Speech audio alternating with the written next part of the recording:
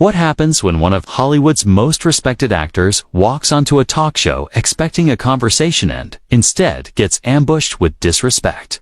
In just 32 seconds, a single comment would turn a routine interview into one of the most explosive moments in late-night television history.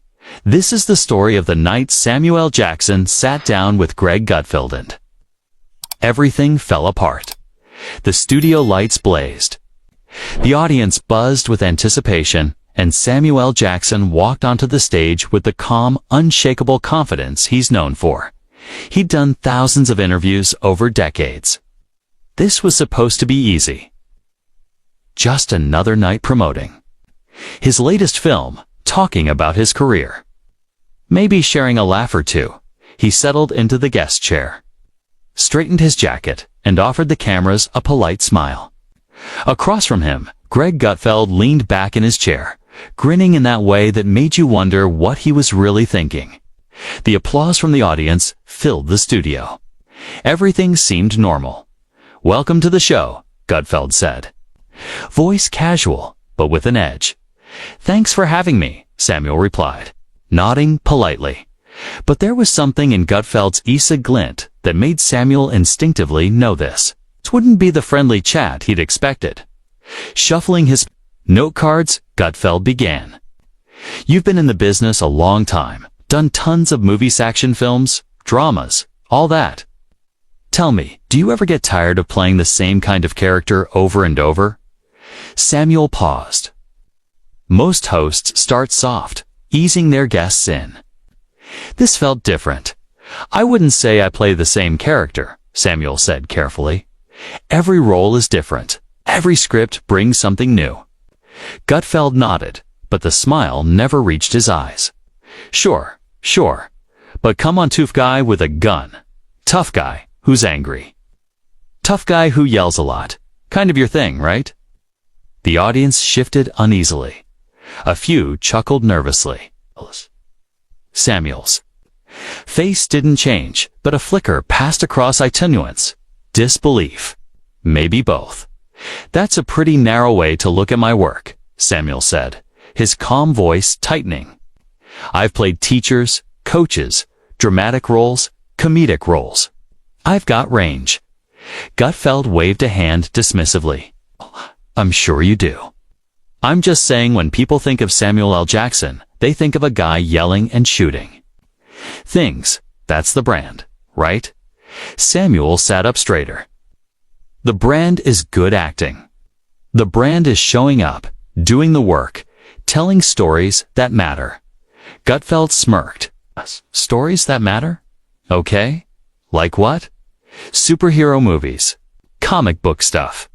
Let's be real here, not exactly doing Shakespeare out there." The audience went quiet. The room shifted. What had begun as a friendly interview now felt like a challenge. Samuel L. Jackson had been professional. Gutfeld was insulting his entire career, plain and simple. "I've done plenty of serious work," Samuel said, his voice hardening. "But there's nothing wrong with entertaining people either. Movies don't have to be miserable to be meaningful." Gutfeld leaned forward, condescending grin intact. "Entertainment. That's one word for it. Some might call it selling out. But hey, everyone's got bills to pay." Samuel's gaze sharpened. The tension was electric. The crew shifted uneasily behind the cameras. The audience didn't know whether to laugh or stay silent. The interview had transformed into a confrontation, and everyone could feel it. Selling out. Samuel repeated slowly, letting the words hang in the air. "Is that what you think I've been doing for 40 years? "I'm not saying that," Gutfeld replied, though his tone suggested otherwise. He absolutely was. "I'm just asking questions. That's what we do here." "Have conversations?" We push back a little. "You can handle that, right?" "I can handle a conversation," Samuel said, voice steady. "What I cannot handle is someone disrespecting my work without even taking the time to understand it." Gutfeld actually laughed. "Oh, I understand it. Believe me. You show up, say some lines, cash a check. It's not complicated. That was it? Samuel's jaw tightened. His hands gripped the armrests. He was done playing nice. You know what? He said, voice low, controlled, icy. I came here expecting a respectful interview. I thought we'd talk about my film, my career. Maybe even have some fun.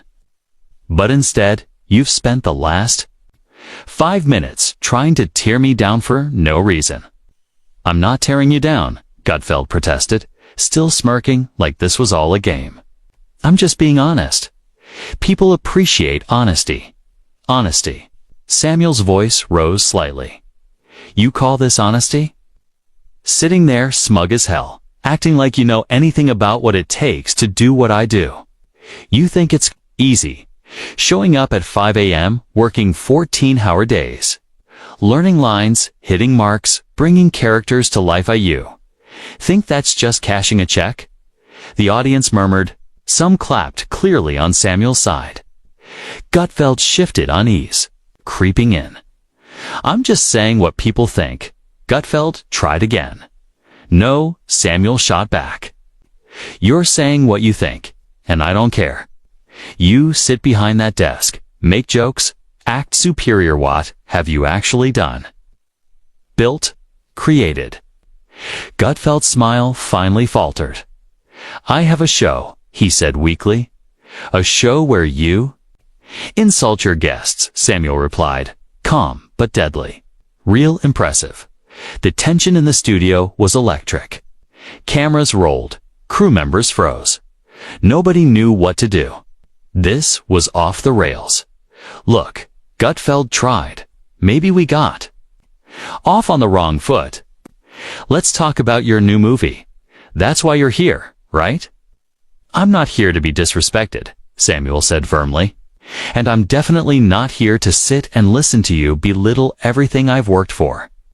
I think you're being a little sensitive, Gutfeld said, and that was the mistake. Samuel stood. Just stood. The audience gasped. Gutfeld's eyes widened. Sensitive? Samuel repeated, towering over him. You bring me on your show. You insult my career. You mock my work. And when I call you out, I'm sensitive. Sit down, Gutfeld said, losing his edge. We're in the middle of a show. Your show, Samuel corrected, his voice deadly calm. Not mine. I don't have to be part of this. The producer waved frantically from offstage. The audience was silent, holding its collective breath. You can't just leave, Gutfeld said, standing. Watch me.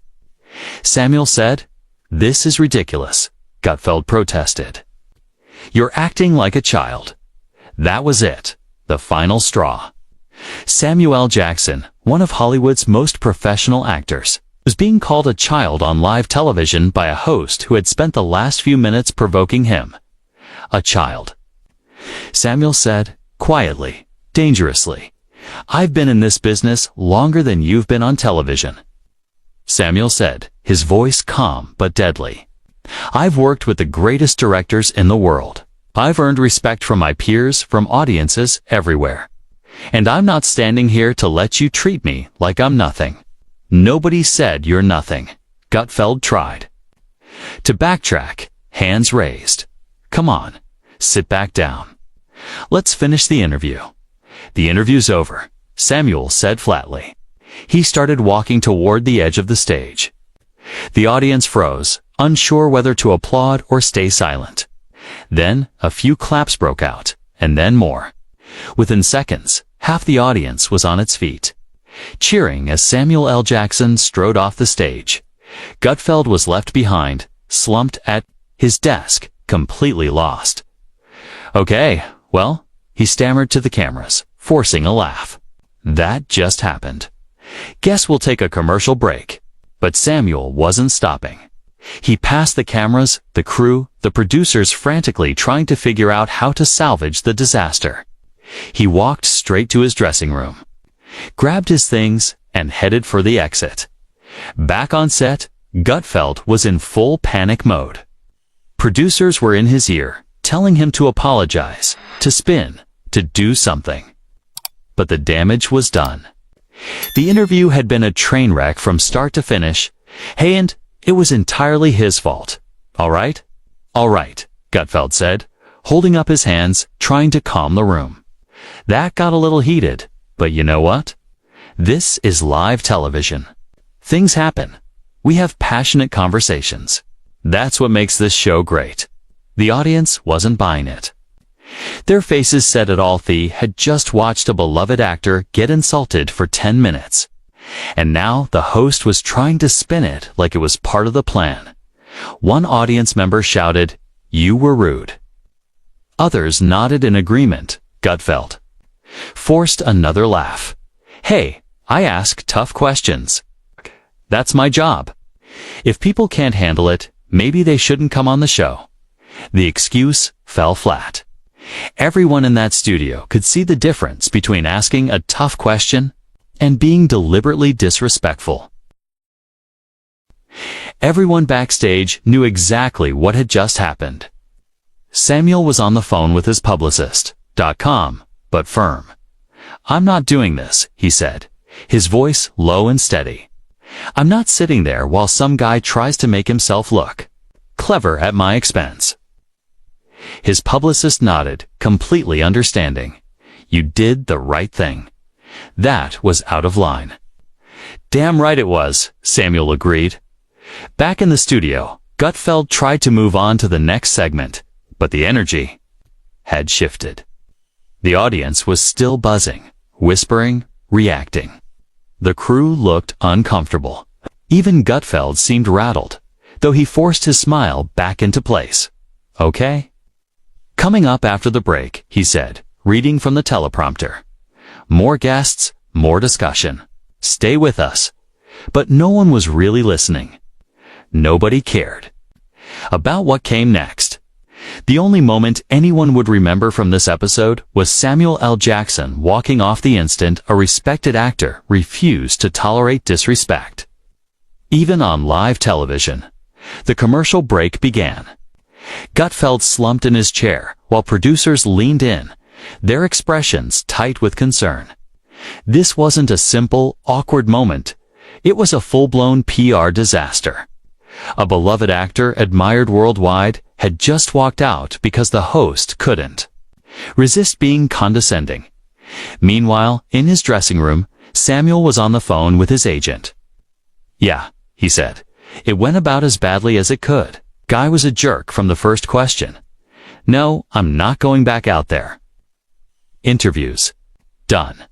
His agent probably asked if there was any way to smooth things over, but Samuel had made up his mind.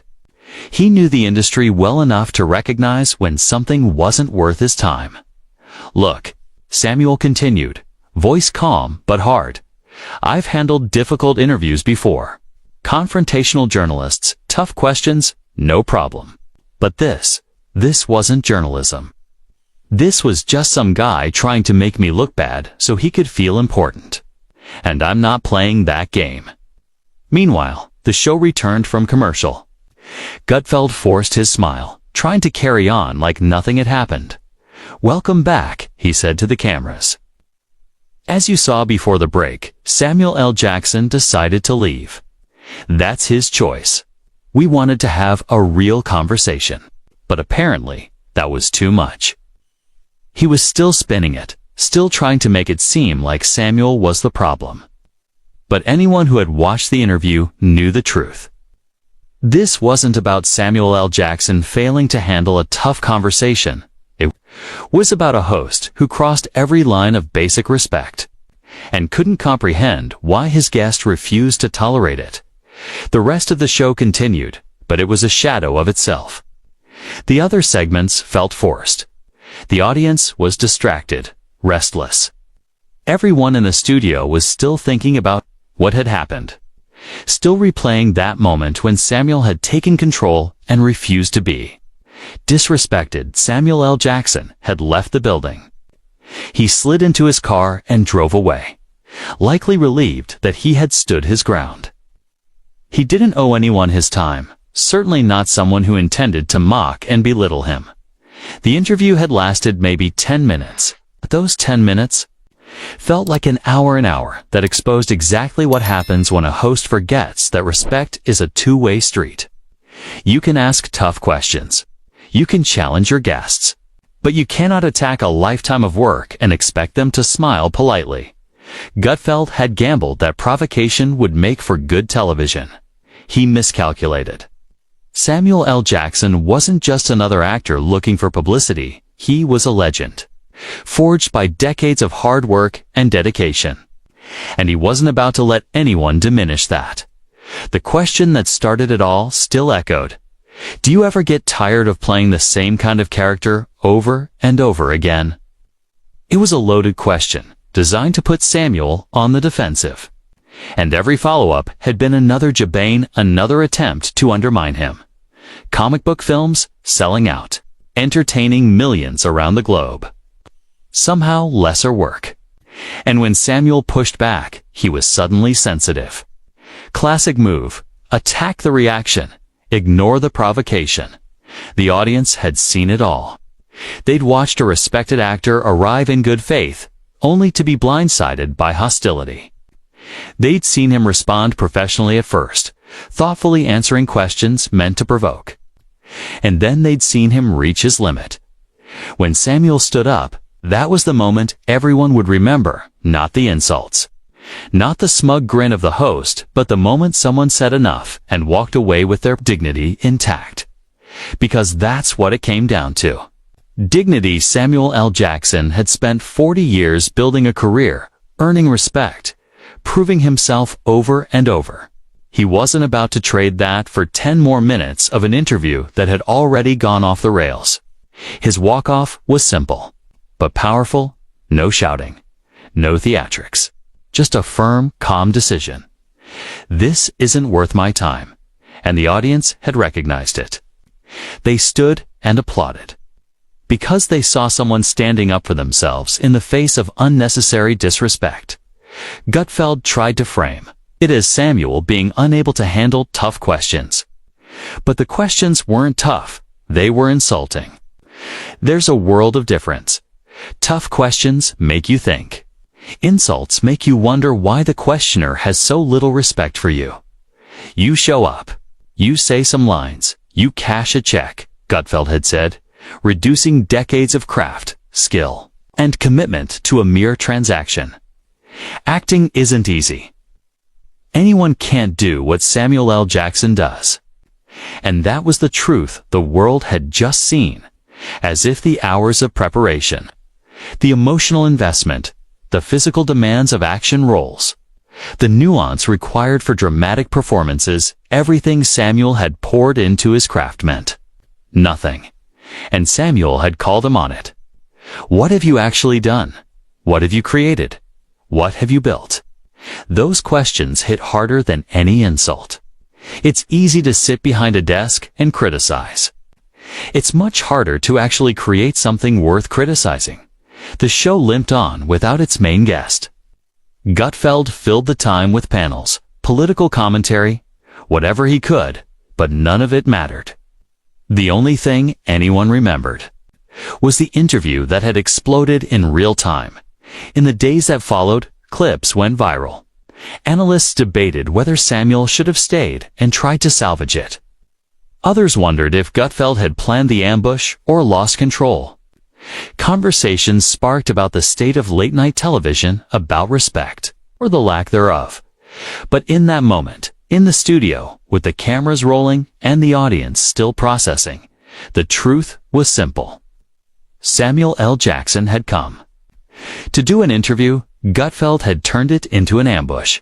And when pushed too far, Samuel had made the only choice that made sense. He left the image of him walking off that stage became iconic. A reminder that fame, platform, or cameras do not grant the right to disrespect someone. Respect isn't negotiable. You cannot demand that a person sit and absorb being torn down. Gutfeld learned the hard way. You can be edgy. You can be provocative. You can push boundaries, but never forget that the person across from you is human, deserving of basic dignity. Ignore that, and don't be surprised when they remind you by walking away. The crew packed up. The audience filed out, buzzing with what they had witnessed. Somewhere across town, Samuel was already moving on to the next project. The next interview with someone who actually wanted a conversation, not a confrontation. Because that's the thing about people who've earned real respect. They don't need to prove anything. They've already done the work. They've already built the legacy. And they will never sit and listen to someone who hasn't accomplished a fraction of what they have tried. To tell them their career doesn't matter. The interview had started.